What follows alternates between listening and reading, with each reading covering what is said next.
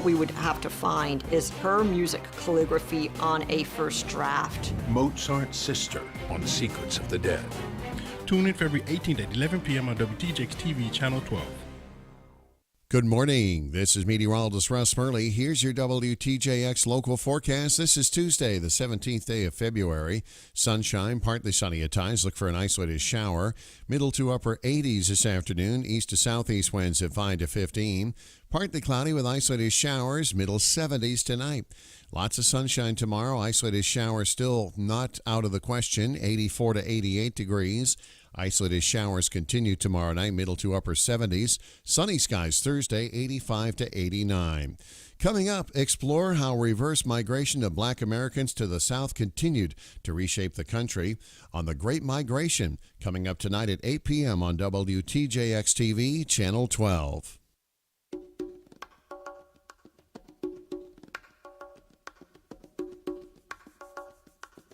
WTJX 93.1 Charlotte Amalia, your NPR station in the Virgin Islands.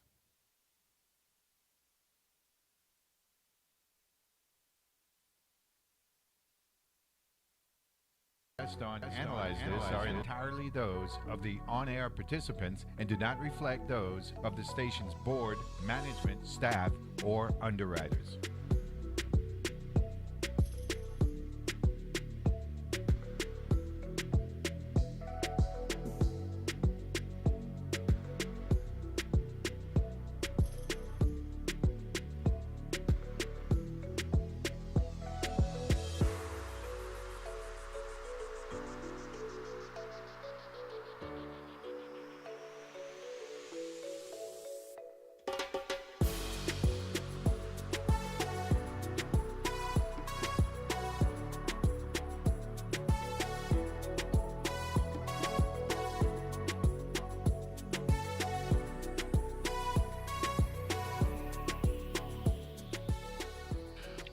And we're back here at Analyze This. We're going to wrap up the conversation with Lorna Willis. Lorna Nichols. Hey, Lolo. Long time no see ya. How you doing? Lolo. Is he there? He's there? Look like Lolo gone. Oh, okay. Okay. Lorna, how are you? I am well. I'm saying Lorna Willis by mistake. I apologize. Tell me about the Waste Management Authority. How I make out? We're doing okay. We had the groundbreaking last week over at the Concordia, the new convenience center. We're going to build much more, so we're doing good. And I just stopped.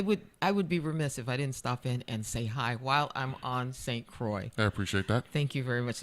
I was always so nice over here. So I got a lot of things to do. Work today, going into the office, and then heading back over to the Big Island? You want to leave this? You want to look outside and see how beautiful it is? I'm looking at the view now. And your show was so great this morning. I'm dancing. I'm doing everything. I'm learning stuff.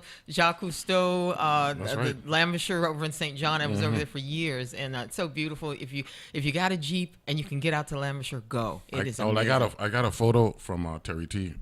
With the crane falling down. On Jacob's Ladder. Yeah, on Friday. We can't get through. Yeah, Jacob's Ladder. Yeah, so he sent me a photo.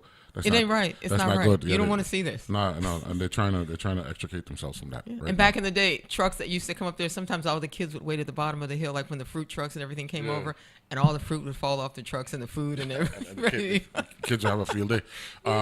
Waste Management was at the fair? We were at the fair. We were large and in charge. Hannibal Ware, our new director, taking things in a new direction. He was there. He had sandals on. I'd never seen that before. I always see him in the Gucci the loafers and stuff. Yeah. But he says hi. He's going to be back on the show. And I want to thank all our crew and everybody for just having fun and doing a good job. The Little Critter, everybody. Finally, how did the town hall meetings go? Town hall meetings went well. We're having another one on St. John, and I don't have the exact date. Next Friday, I think. I will post it. I will put it out. But St. John is going to show. They're going to show up. It's going to be live. What's the location? It's going to be at the Sprout School. Okay. And it's going to be 6 o'clock. I'll let everybody get home and get a little bit of food in them and come out and just talk. It's going to be we're going to talk about everything. Because we had the haulers meeting, we had the one on St. Croix, and then the one on St. Croix was kind of live too. You guys are over here. No, we're rebellious. We're rebellious by nature, but that's just how it is. Yeah. I know. Okay. Well, nice talking to you. Nice talking to you. I'm out of here. I appreciate you jumping in. Yeah, man. Thank you. Thank you very much. Bye-bye. That's Lorna Nichols from St. John, St. Thomas and St. John, joining us from the Waste Management Authority. Thank you very much, Lorna. Now we are going to transition. The regatta takes place, the Three Sheets Regatta takes place this weekend. Yes. Good morning to both of you. Introduce yourself. Good morning. I'm Mike McCarty. I'm Julie San Martin. Welcome to Analyze This. Pull the microphone up, Mr. We got what? We got to do what? I'm sorry. No, I'm talking to the DJ. Oh. I think we're going to have to shift you over here, Mr. McCarty, so we can get you on that camera because we've got the young lady on this camera and they've got me on that camera. So they're going to get you over here where Lorna is situated. So, Ms. San Martin, how are you? Good to see you again. Always. So, tell me about the regatta. Well, the regatta is The name first of all, the name Three Sheets. Three Sheets Regatta. Mm-hmm. Everybody's heard the phrase three sheets to the wind, which basically means you're dead drunk and lost. We didn't pick the name. It was picked by the people who originally started this event 5 years ago. Okay. I was just going to ask And they felt that it would appeal to sailors. I don't know about that, but that's the name it came with. That's the name we got. And the focus of the event is to promote the 3 islands and the 4 yacht clubs on the 3 different islands to local sailors and to visiting sailors, to show them what we've got out there, where to go in groups, and our friendly places that they're going to go in. We will have an event in St. John, we will have 2 events in St. Croix, and we have an event in St. Thomas. Now, Mr. McCarty, this is a pandemic baby, right? I believe it started right after the pandemic or during it. No, 2021. 2021, I guess. Yeah. So wait, is this the 5th one, or did it start 5 years ago? It started 6 years ago. This is the 5th one. This is the 5th one. Okay. The last time we were here was before the last one, which was held in the month of December. Oh, okay. This year we've moved it to February. Okay. One, there's a lot more boats in the water. There's a lot more people on the islands. I think it's nicer. We've got more wind sometimes. You remember the pandemic where we had more boats than we probably have now? Yes. When people were they were stuck here and they couldn't go down island? Very well. And Megan's Bay, the St. Thomas Waterfront Harbor, Christiansted, Fredericksted, boats all over the place. So some of the people who are participating this year started early. And I think we're exposed, because part of the big thing, Julie was kind enough not to mention it, is we want to show them there's an alternative to the BVIs. I spent a long time sailing up north, New York City, New York Harbor, Long Island Sound, and you can't sail up there in the winter. And typically those groups of sailors have transited to the British Virgin Islands during the off season this month, last month. Pull the microphone up a little bit. I'm sorry? Pull the microphone up. Okay. There we go. And during the pandemic, as you mentioned, they saw there was an alternative. Now, a lot of them have gone back to the BVI, but we're intending to show them that, no, there is an alternative. Ms. San Martin, you're originally from where?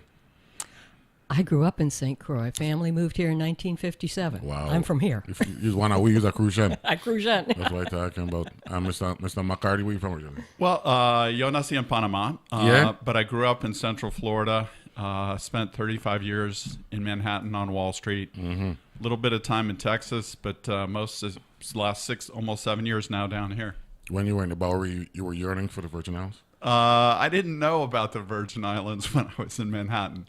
And then one year we came down first to the BVI, and of course transiting through the USVI. I'm like, well, this is the US. It's a little easier to get around, a little easier to get by. What's the biggest difference between the BVI and the USVI?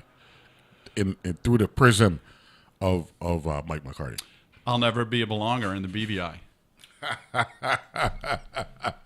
Look, we love the people for the BVI. You know what I'm saying? So, I know. So be careful I'm trying. Be careful how you taking shots at the BVI. You know what I'm saying? I had a friend in the sailing business over there, and I came very close to moving there.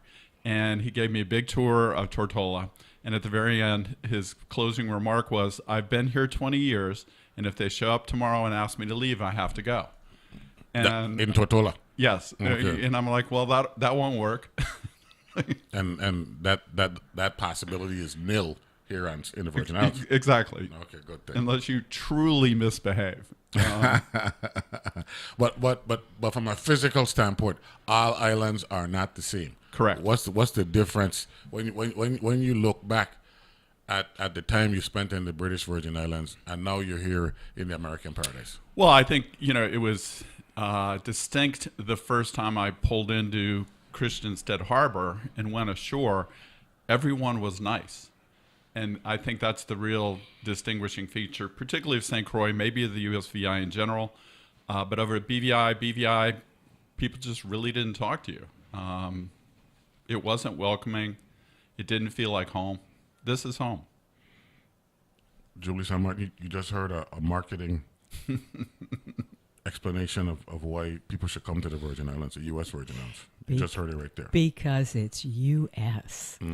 People don't value being U.S. citizens enough. It's a really big asset, and once you're here, you don't leave unless you're escorted out by law enforcement for something naughty that you did. It's not just U.S. though; it's U.S. speaking.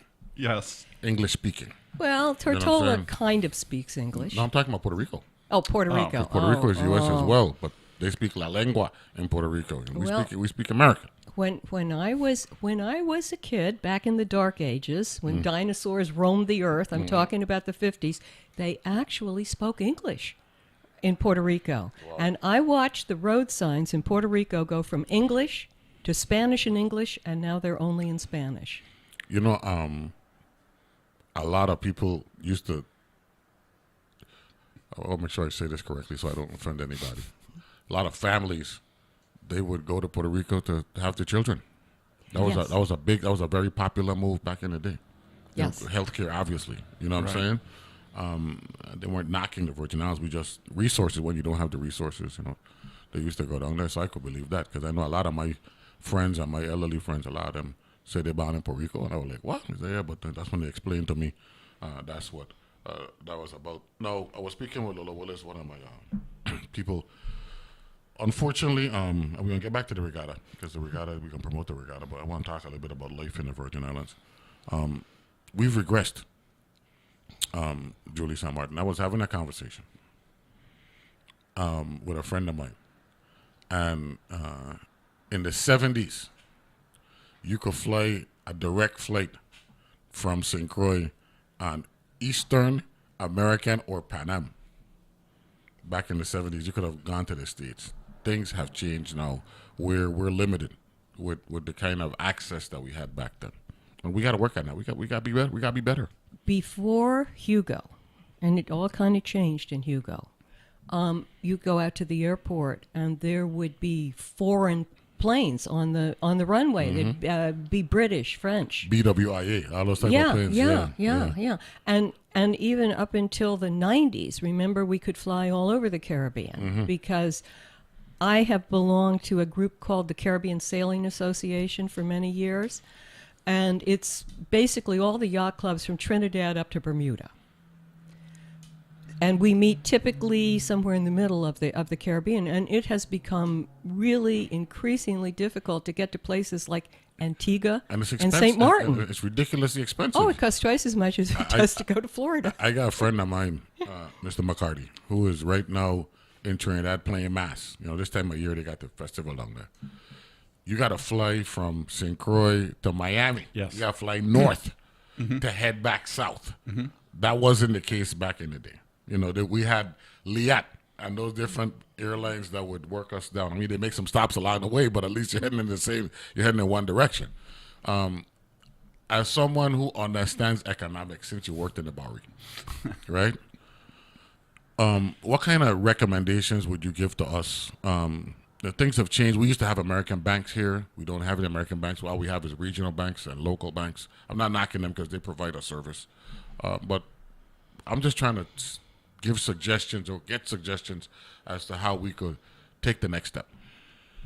Without getting in trouble, we've got to find where the money goes when it comes here. You mentioned travel. I think hospitals a big problem. Healthcare is a big problem. We have no doctors on the island to speak of. Specialists. I know one of my friends is in the States right now procuring slides so that he can run tests at the hospital. I know we've had a situation where there was no plasma on the island. It's a problem. You know, people move here, and I'm like, first thing you got to do is get that fly off the island medical insurance. Yeah, man. Yeah, man. So we got to figure out how we can make things better, because you know, you can see why it's easy for me to come to work in the morning, looking outside and seeing the vista. But behind that vista, we got some issues. There's Julie. a price to be paid to live in paradise. Yeah, man. Yeah, man. It's a little too expensive, Julie. It is. Cost of living in St. Croix is pretty comparable to cost of living in Manhattan, which doesn't make any sense. Nope. No, we got work. We got work on that. So we're bringing people here. They come here for the regatta, and they see paradise, and they have to be asking, if we're struggling, why we're struggling. One of my brother-in-laws was a trauma surgeon. And one of my sister-in-laws, another sister-in-law, was complaining about the health care on St. Croix. And he said, well, you know what? If you were in the wilds of North or South Dakota, you'd have exactly the same choices. Mm-hmm. Stop complaining. That's true. And we got better weather. Far better weather. So much better. They could be in Fargo right now. They could be in Fargo right now, and we're glad that we're here. So, the regatta, 4 events, 1 on St. Thomas, 1 on St. John, 2 on St. Croix. Correct. It's a Thursday to Sunday thing? It's a Thursday to Sunday thing. Thursday, we're having registration in Cruz Bay at the Saint. Okay. And then there will be a scavenger hunt. Okay. Through it's kind of a pub crawl, through the bars in St. John. Okay. Our first warning is at 8 o'clock on Friday morning in Pillsbury Sound, and we have 9 boats signed up this year, which is more than double what we had last year. That's so, what I'm talking or about. last in 24. In December 24. Yeah. So they'll all go to Frederickstead. Wind looks pretty good, coming from the east, low teens. They're supposed to be at northerly swell on Thursday or Friday. Well, I heard that from the weather people this morning. That's going to be a problem, because on Friday they sail from Frederickstead to Christiansted with the wind on their nose and the swell on their nose. So Saturday. That's Saturday, yes. Okay, so they should be okay from St. Thomas, from St. John to Frederickstead. Should be a fast. sled ride. Yeah. That should be nice. That should be a sled ride. And that's Friday, right? That's Friday morning. That's Friday morning. Friday morning. And when they get to St. Croix, they party.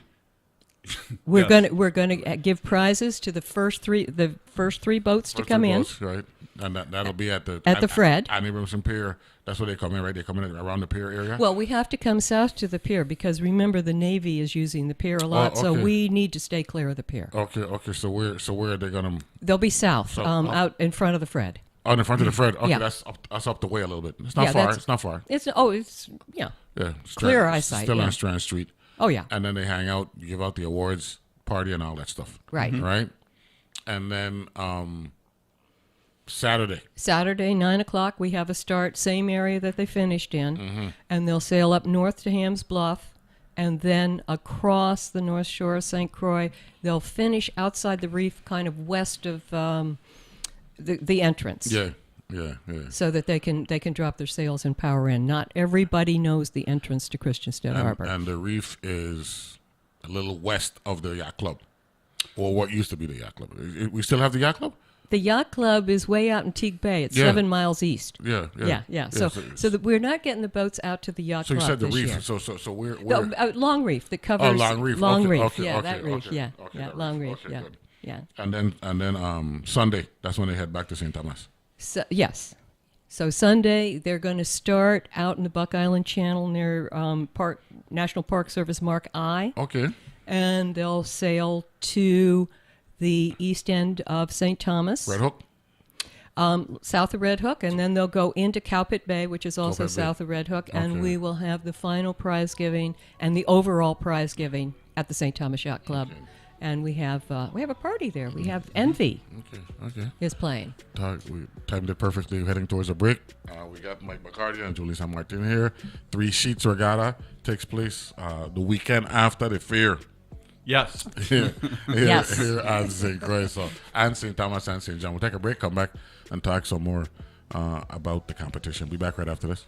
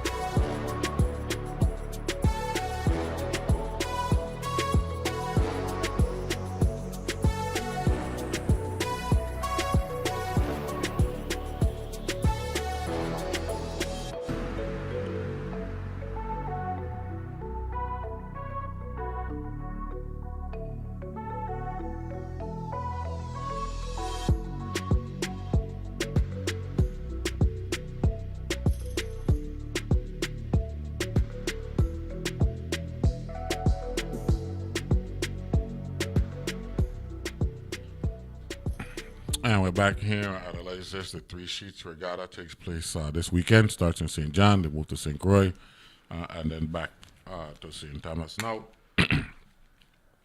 you mentioned DJ Envy. DJ Envy? Did you say Envy? You said I Envy? said no. If I said Envy, I meant to say Roxy. Oh, Roxy. Roxy. Okay, Roxy. you're nervous because I know Roxy. Envy's a big No, shot. no, Roxy. Roxy. Okay, good. Yeah, because Envy's a big shot. No, I misspoke. With the Breakfast Club. Okay, so we're good with that. Good morning to both of you.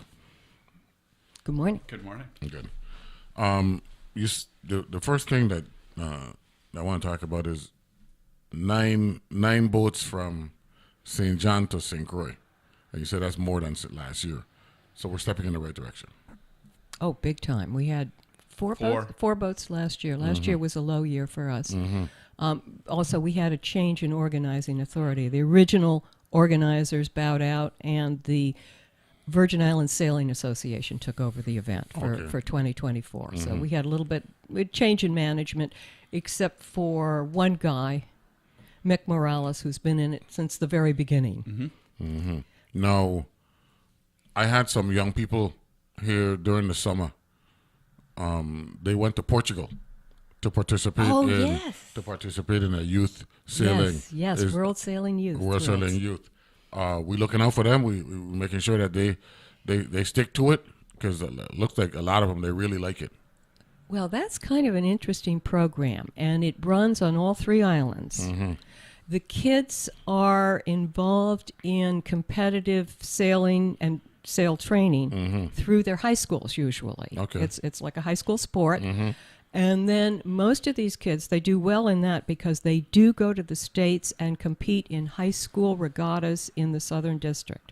That St. Thomas made that arrangement. And they do very, very well, particularly the teams from Antilles School in St. Thomas. They've done a lot of first places in the Florida Oh, that's awesome. regattas. Oh yeah, Yeah. people don't realize how well our sailors do. Then they go off to college, and all of my front runners, all of them, make All-Americans. Yeah, Mr. Moorhead. One of them, Yes. Mr. Moorhead. Yes. He was here. Yes, He couldn't yes. participate because he was actually heading up to Howard, I think it was, or a university. I don't think Howard has a sailing team, No.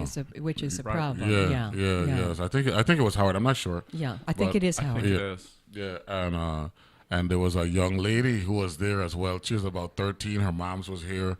Mom's name is Perry. I Yeah. think. Oh, Very- okay, Guthrie. Serena Shira. Serena. Yeah, I was very Yes. impressed with her. Yes. And I told all the guys, you got to protect. In addition to winning and competing, you got to protect Serena. You know what I'm saying? So we were just a tongue in cheek, and they enjoyed that. You know? Serena's kind of an interesting story. She took sailing as a very young kid because we start them around 6 or 8 in these horrible little boats, Optimus. Yeah. And she didn't particularly care for it. I don't care for those boats either. They're horrible boats. And she wasn't particularly interested in sailing. And she got into high school, and the light bulb went off. She loves it. Wow. Yeah. So, are you gonna allow them to play some type of support role for Three Sheets Regatta while they're here? That would be my suggestion, because there's a business component and a structure to everything, and you would want for young people at an early age. If there's one regret that I have, I wish I was more business minded when I was younger. You know, we were just going to school and going home, and we gonna work for the government. You know, now that I look back at it, I wish I was more business engaged when I was younger. So that's why I would suggest to get them involved and be a part, even if it's just support, a little support. Well, mention the Visa link. Oh, yeah, okay. Well, Visa, I'm the president of the Virgin Islands Sailing Association, which is a member national authority. That means we belong to World Sailing. Okay. And as I tell people, we're just like U.S. Sailing, except they have 340 million and we have 87,000. But other than that, we're exactly the same. And it's called sanctioning. None of these young people can compete in any of these events, any of these World Sailing events, unless they're sanctioned by their sailing association.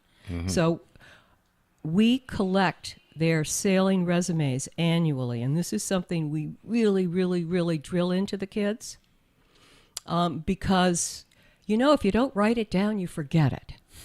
And so they are trained from a very early age to have a sailing resume when they apply to college. The sailing resume is very, very important because it says this young person goes out in a boat and sails it by themselves. They're very independent. And they make decisions, and they make good decisions because they're winning. And so it says a lot about the kids, and it's while they don't necessarily get scholarships, they do get preference and admission and on the sailing team. And as I said, our kids turn out to be All-Americans. And that's a good thing. That's a good thing. And Visa sponsors some of these kids when they go to world competitions. Yes, we have limited funds. Most of our funds actually come from the Virgin Islands Olympic Committee, which is a huge supporter of all youth sports in the Virgin Islands. Johnny Brimson and before him, Angel Morales. And all that stuff, Chico, right? and before him, Hans. That's right. Moving forward, we hope to enhance the crew available section where kids, like the Moorheads, for example, could get on boats that need crew for these races. Okay. And you mentioned Perry. Perry actually helped us with some of our early mail list development. So we try and get anyone who wants to get involved. Mick text me. Said Rocks Nonstop is the band for Sunday at the St. Thomas Yacht Club, 7:00. Mick's our entertainment director. Like I said, Mick has been on this since the very beginning. Of course, so have I. So I just told him that I told him Julie just gave you props. You know what I'm saying? So we're good with that. Since you mentioned Visa, why don't you reach out to Visa itself? Oh, you mean the credit card company? Credit card company. Yeah. We're in the sponsorship business. I mean, we're promoting their acronym. Well, as a Virgin Islands Sailing. Okay. Well, you're talking sponsorship, so I'm going to mention sponsorship. This year, we've really focused on local sponsorship. It doesn't take a lot of money to run a regatta, although going through the process this year, I'm hoping we have a budget for next year.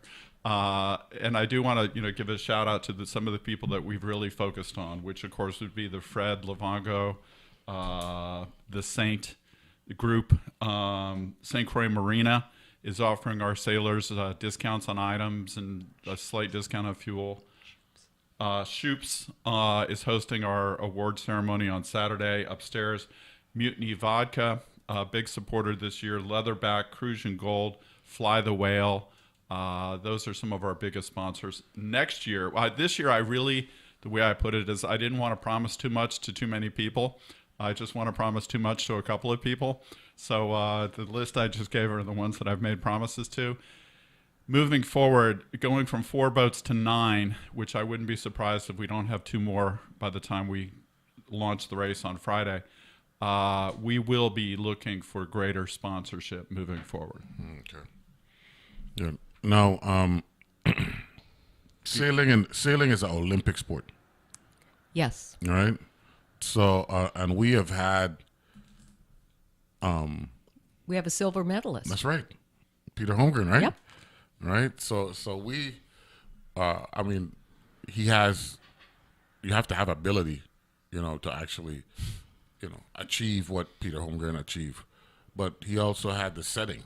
Here in the Virgin Islands is ideal. And the support. And the support system. Peter followed the classical path, which you were talking about how we've gone backwards a little bit. We've gone backwards a little bit in the classical path here. The classical path for sailors is they start out as single-digit kids in little one-person dinghies. They get a little bit bigger, and they get bigger dinghies.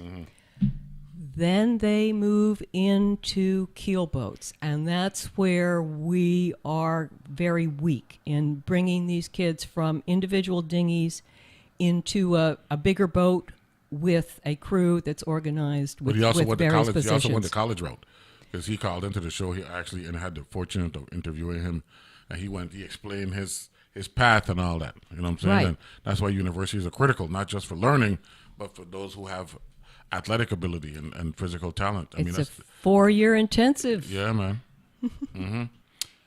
We also had an Olympian from the U.S. Virgin Islands in the last Olympics, although he competed on the U.S. team, which would be Ian Burroughs from St. Thomas. Correct. I heard about him. Yeah. Ain't nothing wrong with that. Well, we prefer it be a Virgin Islands flag there with him, but we've had, Olympians who were from the Virgin Islands that won gold medals, like Ray Seals. He actually was the only gold medal winner in 1972 for the U.S. Olympic boxing team from here. He was out of Tacoma, Washington at the time.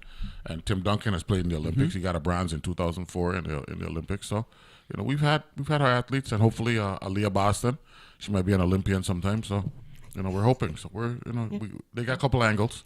Nothing wrong with that. in sailing, what the problem is in sailing, it's a 6 to 8 year train. Now it is not. Things were different when Peter was an Olympian, and it's just gotten a whole lot more expensive, and that's why ISV is our Olympic designation. That's why we have to release people like Ian Barrows to the United States because we don't have the finances to train them. Yeah, man.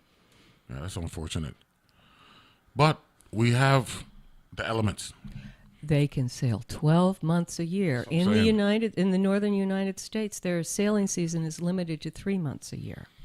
So we have 4 times as much sailing. I mean, it's not even a discussion in terms of, what we can provide from a training standpoint, and that's one of the discussions that we have on the Table Talk. Where an investment in sports tourism, really, really could benefit us, in particular this time of year. I mean, look at this. I mean, this is July weather over the Long Island Sound. When you're driving on the Throgs Neck and you're coming over from the Bronx into Queens, and you look over in July, this is what we have in January and February. You can't beat all this year long. Yeah. Well, I would say stay tuned. I think things are changing. People, possibly during the pandemic who came down and got a peek. Other people who are being exposed to what's the sailing opportunities down here, particularly once people get down here to which, pardon your previous guest, this is the Big Island. I think that may change. I would not be surprised that within 5 or 6 years we see this, and particularly St. Croix, as an off-season training center for some high-level competitive sailors. It makes sense. I'm working on it. We had the Johns Hopkins lacrosse team here 27 years ago this month, training at UVA.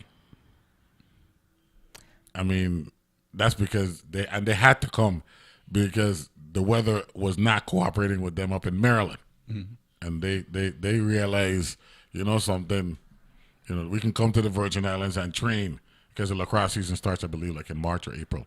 And they had to get that training in. That training is mandatory. So it's not that they don't know. Maybe we just need to promote it some more. Well, there are, and I'm not sure, didn't do my homework before I came, there are 3 or 4 United States colleges that annually train here in the Virgin Islands. Several on St. Croix, several on St. Thomas. Mm-hmm. I know that Roger Williams does. I'm not sure. That's in Rhode Island. Rhode Island, yeah. Mm-hmm. The big sailing schools. And it's a very important, and because when they come down here and train, our kids are included, because the thing that we lack most here is coaching ability. Mm-hmm. We don't have a lot of coaches in the area. And they have... we're in the process of hiring a new coach here on St. Croix, I think. They have Thomas Barrows is coaching the high school teams, both high school teams in St. Thomas. They have 2 in St. Thomas, and Tilly's and Peter Gruber. And Sam Normington is the coach in St. John, and Sam isn't going to be here for the event. I called him yesterday. Mm-hmm. He's on his way to the States for a 1-week coaching training, which I 100% approve of. Well, since you went there, and I'm a sports junkie, why don't we work towards spring training actually being an event here in the Virgin Islands? Because baseball, they do their spring training in Florida and Arizona. They got the Grapefruit League and the Cactus League. Well, that's a good, because you said 4. I know Stony Brook's one, Roger Williams. I don't know the other 2. There are a couple of others. Stony Brook is a bad word on this show. Sorry. Okay? I went to SUNY Old Westbury, and the folks at Stony Brook, they were condescending and looked down on us. We had a personal thing with them out in Long Island. No, I'm just teasing. That's okay. Stony Brook's that's like a private state school. Well, they come down here. No, I'm just teasing. I'm glad to hear. You gotta love it. You gotta get him here. You said Roger Williams, Stony Brook. What we lack, though, to fulfill that is the boats. Oh, really? Oh, yeah. We don't have, some of those you could put on a container and bring down here, but we don't have a lot of boats. I mean, some, but not a lot. It's we keep having hurricanes and having to get new boats. Let me ask this question. If the Virgin Islands provided the boats for spring training, what about that would be lovely, but I think it's probably not realistic. Why? How much is it? we're starting at a competitive boat. We're probably starting at around 20 to 30,000 a boat. Let me tell you something. Listen to me carefully. As a former senator, right? Mm-hmm. If we were to put up $400,000 to buy 20 boats, knowing the financial return, this is an economics deal we're talking about now. And we had the proper maintenance, storage, what have you. That would make economic sense, because those boats will make money for us on an annual. We'll see a return on that investment over 2-3 years, and then if the boats, how long the boats could last for if we maintain them? The boats that they're. This program is actually on a very small level taking place on St. Thomas at their sailing school. Mm-hmm. In fact, we're a little thin on people at the St. Thomas Yacht Club because they are having an event for a corporate client, where they come down and they sail, which is exactly what we're looking for. That $400,000 investment for 20 boats at $20,000 a pop. Here's make money for the Virgin Islands. Here's what they're using in St. Thomas. What? Something called an IC-24, which was developed in St. Thomas. That's what I'm saying. By Christian Rosenberg. I don't believe those boats are 30 years old. That's what I'm saying. It's all about maintenance. I'm willing to bet if senators listen to me now, or even folks in executive branch, this makes economic sense. We'll pick it back up when we come back after this break. Be back right after this with Julie San Martin and Mike McCarty. Three sheets regatta taking place Thursday, Friday, Saturday, and Sunday throughout the Virgin Islands.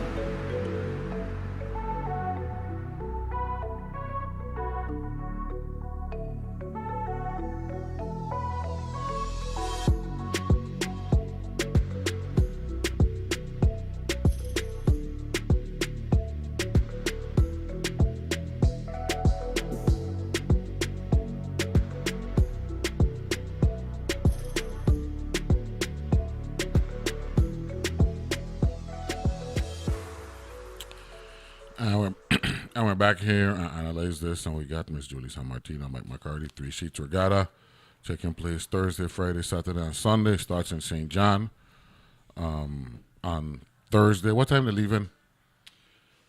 St. John for St. Croix. They're on Friday at 8:05. 8:05 Friday morning. It's Cruise Bay to Frederiksted. Pillsbury Sound. Pillsbury Sound, right? And then on Saturday, same 8:05 in the morning. 9:05. 9:05 Saturday morning. They're gonna head north around Hams Bluff and come over the northern shore, right? The North Shore. Correct. Right? And they're gonna go to Long Reef, right? Yep.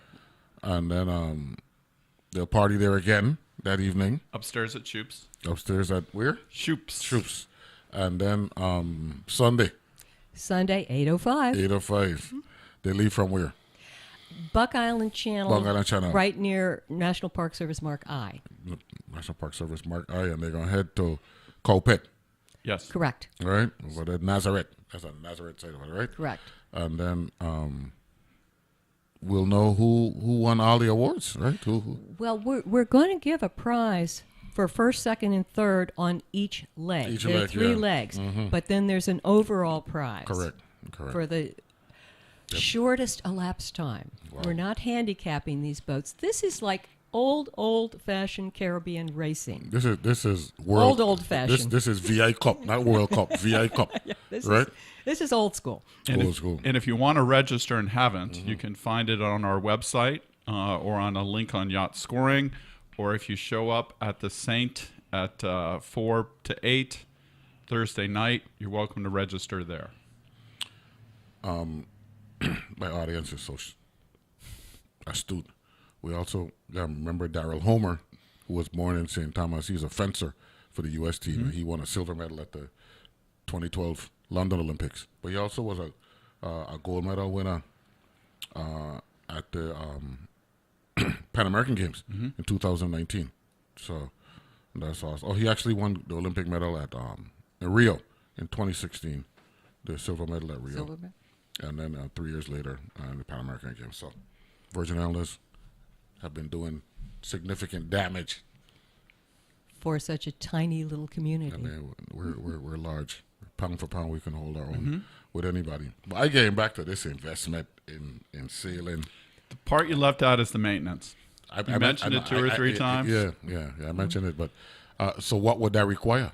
For if I was to go to Senator Marvin Bladen, just calling his name, right? And of course, Senator Neville Francis is the chair of the budget committee. And I say, look, man, I had on Mike McCarty and Julie San Martin. Pronounce it correctly? San Martin, right? And we're talking about sailing, and they mentioned that we got 4 colleges or universities that come down here to train in the winter time, and there's a potential, not a guarantee, right? There's a potential for more colleges if we had the resources. And they mentioned the price, and they say a boat anywhere from $20,000 to $30,000.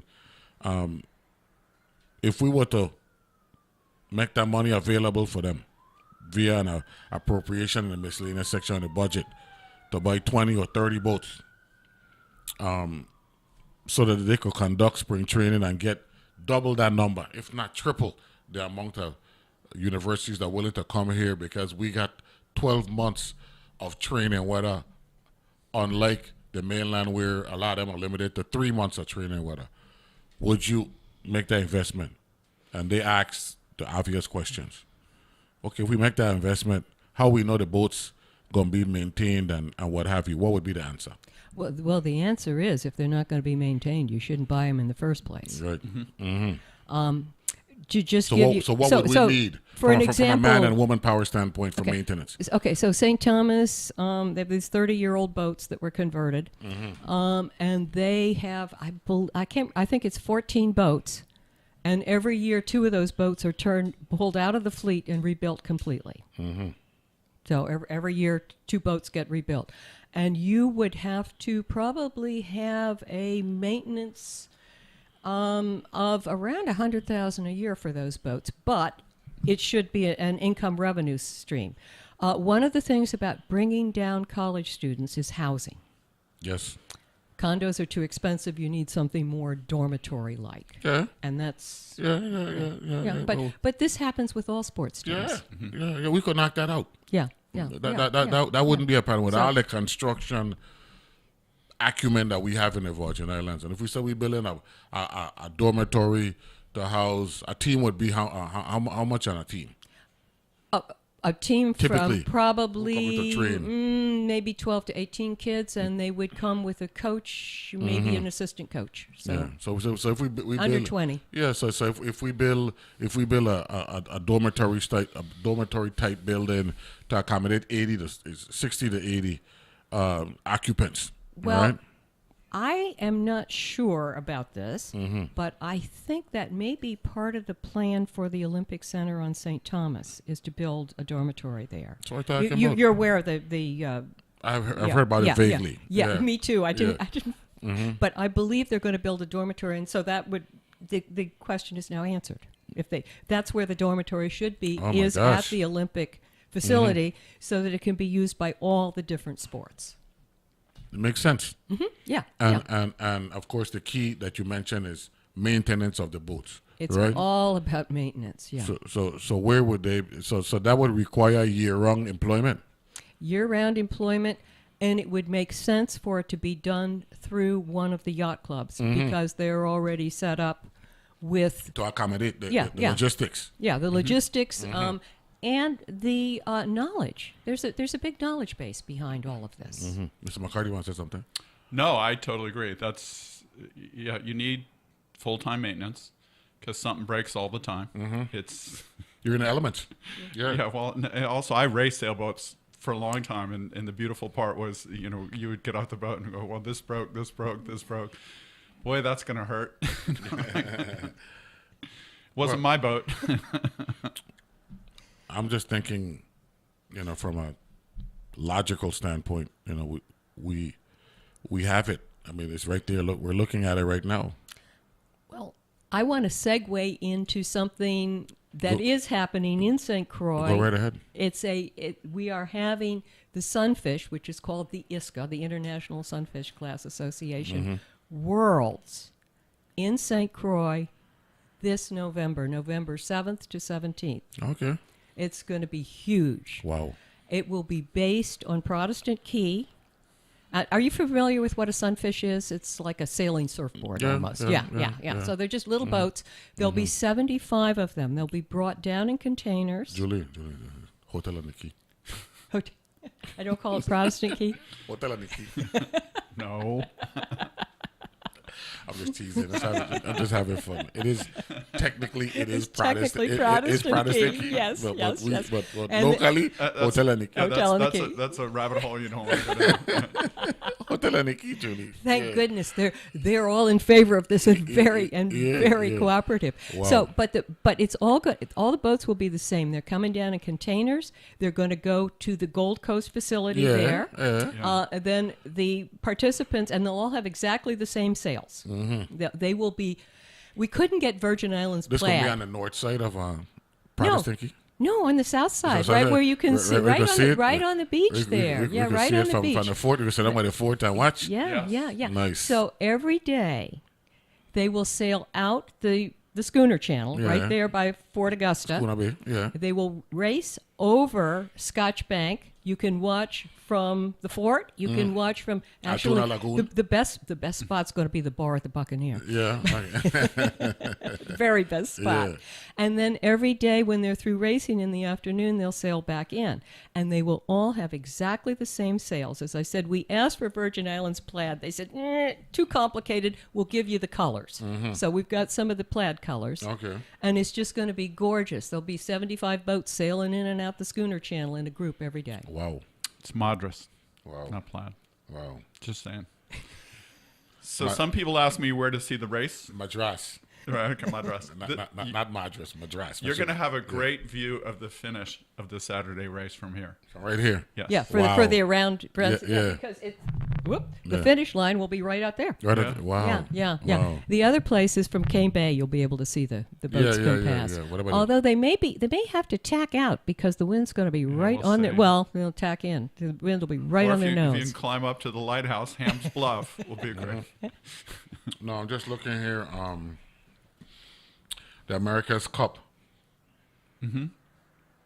That was the next one is next year I believe so. in Naples, Italy. Yes. Wow. Wow. That's one. And we currently do not have a U.S. team. Come on, man. The American Magic team decided that they could not, and this is New York Yacht Club, they could not afford to participate with the requirements for the new boat. They change the rules every year, every event. There is talk of a second team possibly being put together by a guy I know, Chris Poole, match race champion, but we've heard yet to hear anything. But as long as we're talking that level racing, Sail GP is essentially the Formula One for sailing these days. Okay. I don't know if you've seen any of that. And the U.S. Team is led by a St. Tomian. Hear it there again. Wow. Yeah. Educate me, man. Canfield. Taylor Canfield, So, Yeah. Wow. who was match racing world champion for a number of years. Wow. Virgin Islands again. Yes. Virgin Islands again. Can't beat us, man. We're right there. So you're telling me that America's Cup going to be in Naples, and we don't know if the America's... We don't have an American team. Wow. Yeah. Well, I remember when we lost for the first time in whatever it was, I think it was 82 or 83, somewhere around there. 84. When New Zealand, Dennis I think it was Conner. New Zealand, right? Dennis Conner, It right? was. Kiwi I think 2. the Kiwi 2 beat us up. Yep. It was like the end of the world. It was the end of the world. It was the end of the world. You know what I'm saying? And winning it back, right? I think we won it back. 1987 at Fremantle. That's right. That's right. We came back. I didn't realize Stars and Stripes. I didn't Stars and Stripes. I didn't realize how how personal this thing was. You know what I'm saying? Wow. So you're saying now that the America's Cup might not have an American team? Wow. Yeah. Not good. Not good. What about is sailing a part of the Central American and Caribbean Games? Oh, big time. And also Pan American Games. Yeah. And you know, because Central American and Caribbean Games is this year, Pan American next year, Olympics in 2028. right. And CAC is going to be in the Dominican Republic this year. Okay. Yeah. Okay. When is that? That's in summertime? I think I may have it. I got to check with Johnny Rimson. yeah, I got to get Johnny Rimson on so we could I talk. don't remember the So we could exact talk. No, dates. we'll find it here. I think it's in the third quarter, but I'm not sure. Yeah, normally it's a July, August thing. Yeah, maybe. Oh, that would be second quarter. Then. Yeah, CSC 2026. Yep, Central American and Caribbean Games. Actually, no. Oh, yeah, hold on a second. Yeah, July 24th. July. Okay. To August 8th. Okay. Yeah. Third quarter. Okay. Yeah, So I'll yeah. get Johnny Rimson Now, in. we've already qualified in ISCA, Sunfish. We have yet to qualify on a laser. Okay. Okay. Well, we'll make that. That's a timing thing, right? You do that based on time, right? Qualifications is based on time. Qualifications is what there are qualifying events. Mm-hmm. Okay. Okay, and they are picked out by the organizing authority.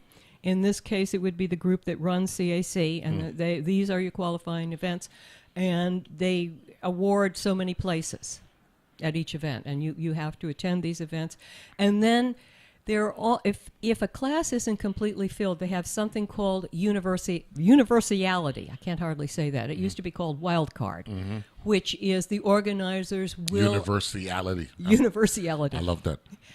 The organizers award to people who didn't qualify but came close. They get a spot. Universality. Yeah, isn't wild card easier to say? Well, we actually have this word thing that we have here on the show. So every time we learn, we hear words for the first time.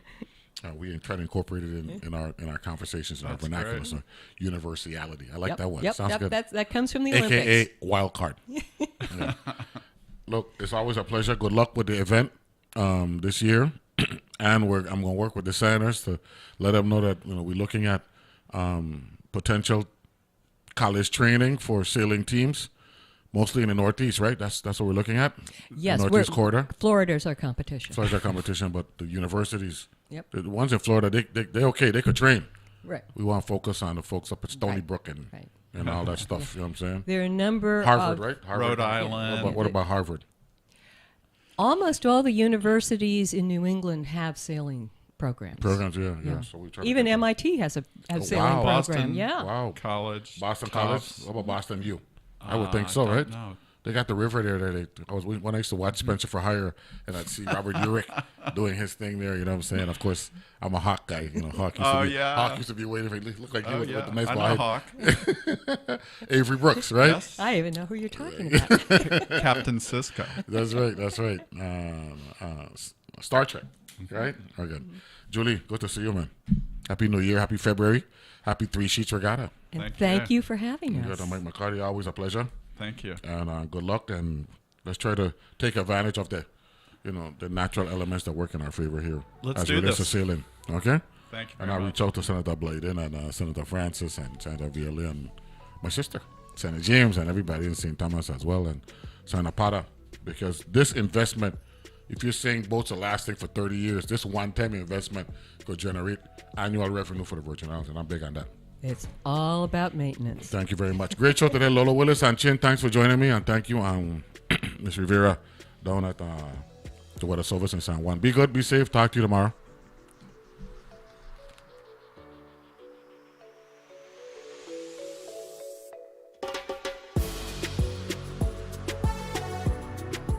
The views and opinions expressed on Analyze This are entirely those of the on-air participants and do not reflect those of the station's board, management, staff, or underwriters.